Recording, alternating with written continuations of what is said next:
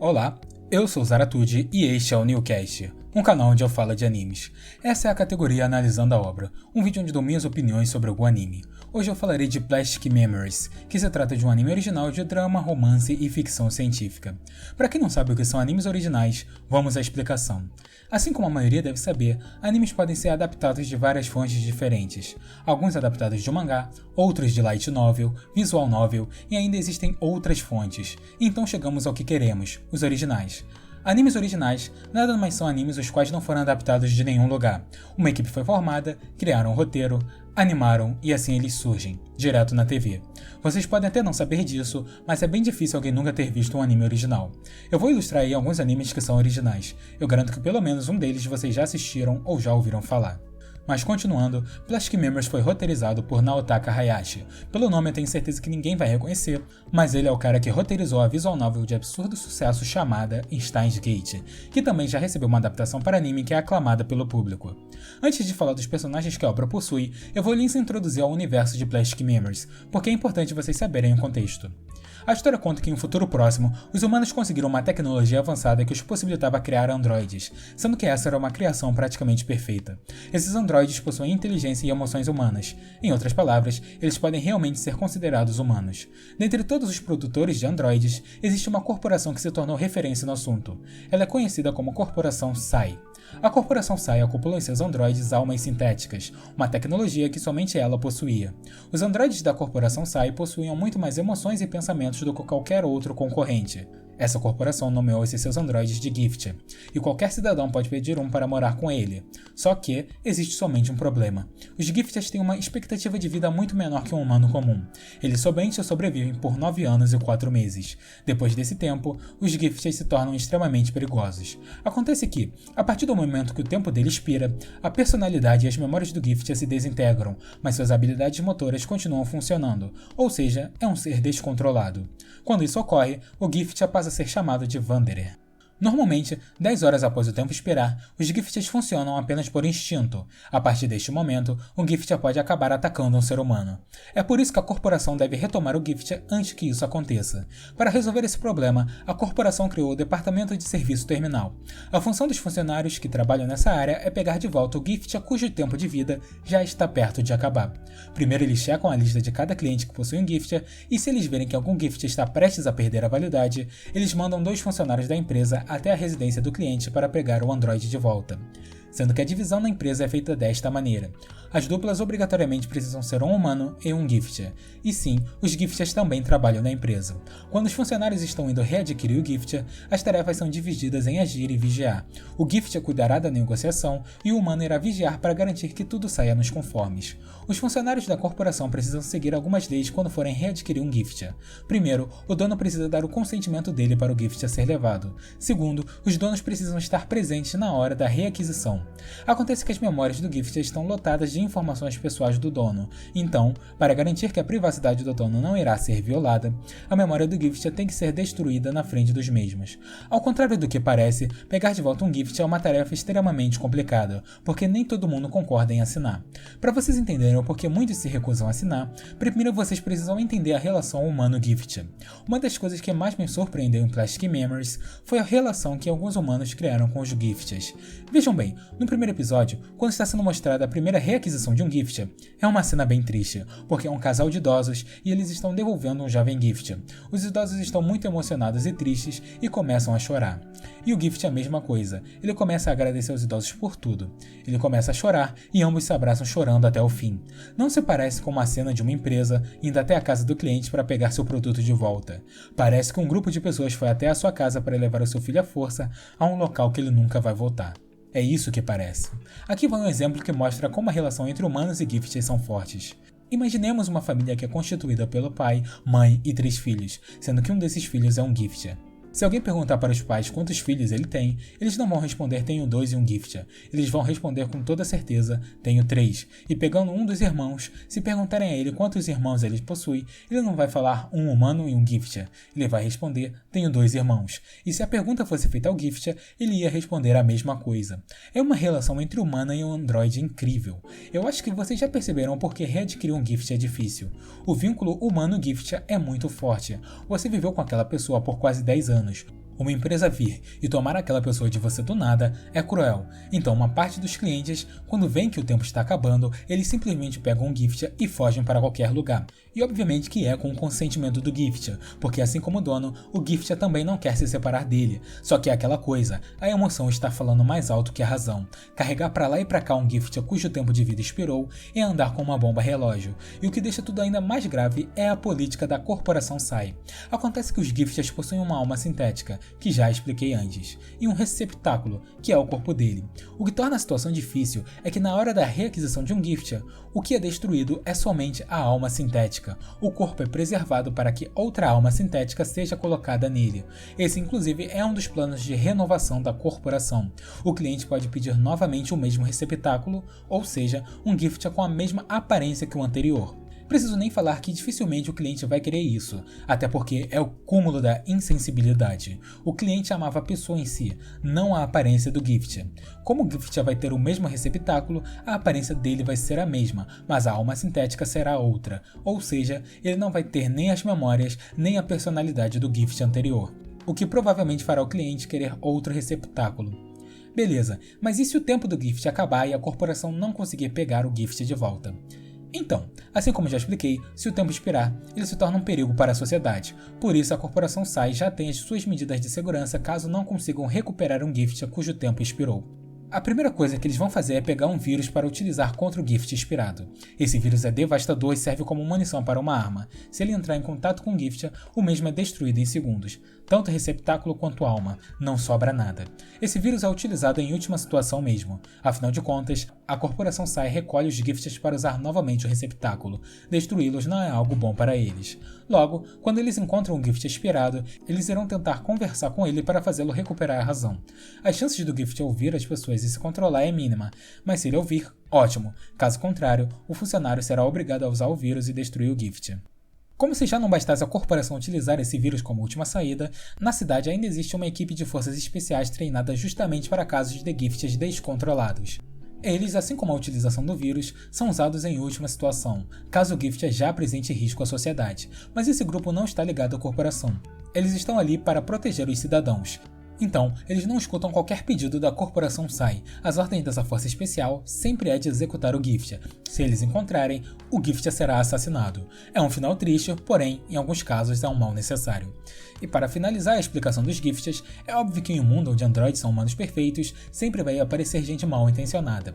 Existem bandidos que sequestram gifts. O objetivo desses caras é levar eles para o mercado negro. Só que, claro, a corporação SAI deve prevenir que isso ocorra aos seus clientes, os ensinando que eles não devem confiar em qualquer um que diz que trabalha para a corporação.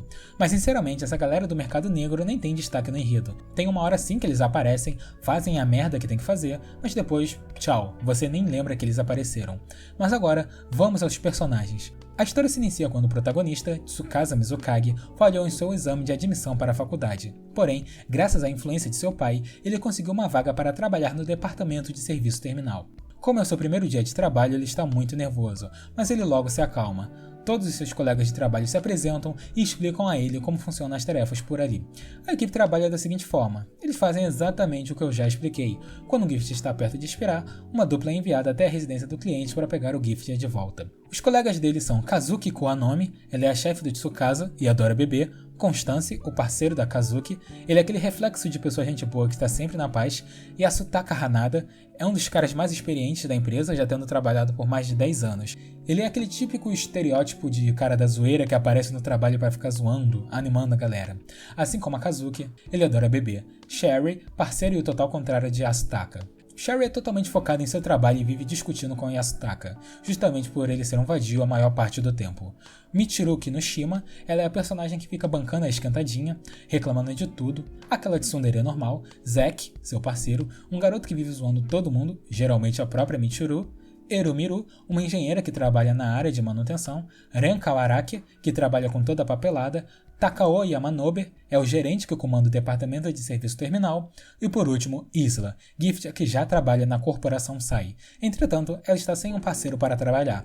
Devido a isso, ela fica lá com mais frequência servindo chá para o pessoal. Como Isla estava sem par e Tsukasa acabou de chegar, o Takao mandou eles formarem uma dupla. A reputação da Isla era muito boa, já que no ranking interno de requisição de gifts, ela era a número 1. Kazuki não aprovou muito a ideia, mas no fim não teve jeito. Tsukasa e Isla fizeram uma dupla e agora ambos vão trabalhar no departamento, e é a partir deste ponto que começa a história. A história, como vocês podem ver, é legal, mas assim, não existe nada de novo. Já existem histórias que também falam sobre a coexistência entre humanos e androides, mas a questão é, ele consegue firmar sua própria identidade? Vamos aos fatos. Eu falando assim, até pode parecer que a história é focada na reaquisição dos Gifts, não é mesmo? Só que não é bem assim. A reaquisição dos Gifts está entre os acontecimentos, mas não está lá para ser algo de destaque. Todo o anime é voltado unicamente e quase exclusivamente em desenvolver a relação entre o Tsukasa e a Isla. Eu diria que metade do anime é focado mais em comédia e a outra metade mais em romance e drama. Eu sinceramente não me importei com isso, mas é que para uma galera isso é terrível. Vejam bem, em uma obra, o seu gênero precisa estar bem definido. Se for para ter elementos de outros gêneros, eles precisam se dialogar muito bem, caso contrário fica confuso. Um exemplo, você está assistindo um filme de terror e ele está te passando medo, mas durante algumas partes existem cenas de comédia muito bem construídas que te fazem cair na gargalhada. Mas espera aí, afinal de contas o filme está tentando me assustar ou me fazer rir? Entenderam? Não se pode ter um conflito entre os gêneros durante uma obra, caso contrário, fica confuso. Em Plastic Memories acontece isso. Por exemplo, teve acontecimentos tristes em um episódio, e isso abalou o sentimento dos personagens, mas no próximo episódio pode ser que eles já estejam de boa. A carga dramática não é carregada. É um sentimento de página virada que não acontece na vida real. O personagem está triste pelos acontecimentos recentes, mas no próximo episódio fica rolando uma comédia. Clima totalmente diferente do episódio anterior. É uma intercalação em momento errado. Quanto ao desenvolvimento do enredo, não existe nenhum momento que vá ter uma reviravolta. E falando com toda a sinceridade, eu achei o roteiro de Plastic Memories totalmente previsível. No final do episódio 2, eu já sabia como ele iria terminar. Mas a questão é, o anime é cruel. Como você, entre aspas, já sabe como vai terminar o anime, ele vai te preparar até o último episódio para ver aquilo que você já sabe que vai acontecer. Mas a questão é, talvez não seja o suficiente. Plastic Memories literalmente te derruba emocionalmente no último episódio. Claro que sempre vai ter aquela galera que não vai chorar. Agora, se você é uma pessoa sensível, que chora por qualquer coisa, já pega 1 quilo de lenço e vai ser feliz. Entre os personagens, eu digo com toda certeza que a Isla é a melhor personagem do anime inteiro, e a única que se garante sozinha dali. O que eu quero dizer é que a Isla consegue se sobressair da obra, enquanto que os outros personagens, se falados individualmente, são esquecíveis. Explicando de forma mais clara, todos os personagens de Plastic Memories possuem personalidades e características bem diferentes entre si, o que é algo ótimo, mas com exceção da Isla, eu não vejo nenhum momento em que você vai se lembrar desses personagens em alguma situação, entende? Por isso que individualmente eles são esquecíveis, mas em grupo essa galera é simplesmente incrível. Aí sim, como grupo, eu acho eles memoráveis. A relação deles convence muito. Durante todo o anime, você vai ver nas pequenas atitudes como todo mundo dali se importa uns com os outros. Eles sempre estão dispostos a se ajudar nas mais variadas situações.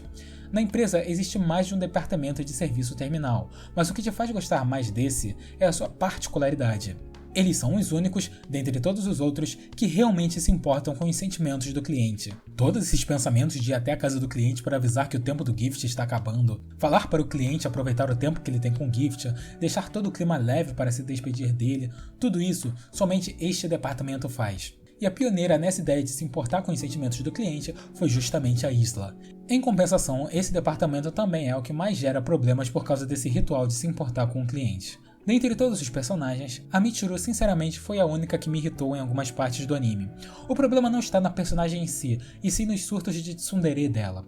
Veja bem, quando geralmente uma tsundere fica dando surtos, é por ciúmes, mas acontece que quando você está assistindo Plastic Memories, fica mais que claro que nada vai rolar entre o Tsukasa e a Michiru, então ela fica dando uns foras nele e tratando-o até mesmo com um pouco de hostilidade. Mas é impossível ver eles como um casal, então isso acaba gerando cenas forçadas e desnecessárias muitas das vezes. Quanto à comédia que eu falei que o anime possui, sinceramente é bem fraco no quesito qualidade. As piadas em si são muito manjadas, então mesmo que eles tentem, acho bem difícil você cair na gargalhada com Plastic Memories. Acho que no mínimo arranca uns sorrisinhos. A trilha sonora é instrumental e bem bonita, mas não vejo muito destaque. O que eu mais gostei e deve ser elogiado, em minha opinião, é a música de encerramento. A música em si já é triste, e eles ainda colocam aquelas melodias que parecem ser tiradas daquelas caixinhas de músicas. Quem já viu Elfen Lied sabe o quanto essas caixinhas deixam um clima triste. A animação é ok e não tem nada que eu queira comentar. Devido à última cena do anime, pós-créditos, muita gente especula que Plastic Memories possa ter uma continuação, mas sinceramente, muito difícil e beirando o impossível. Sabe por quê? Ele é um anime original. Vocês precisam entender que geralmente esses animes já foram animados com um enredo totalmente fechado, ou seja, início, meio e fim. É só pegar Angel Beats, por exemplo, ele talvez seja um dos maiores exemplos de animes originais de sucesso.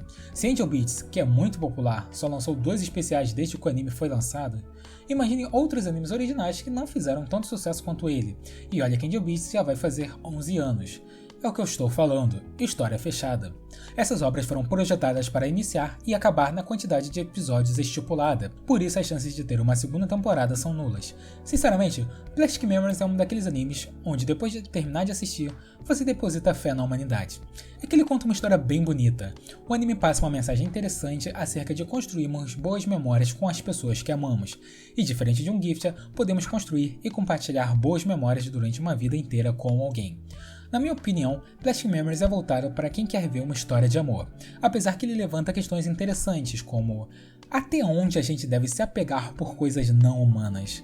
Será que faz sentido tratar como humano algo que não é humano? Enfim, se você gostou desse vídeo, então assista os outros do meu canal, pois com certeza eles serão do seu interesse. Agradeço a todos que assistiram até aqui.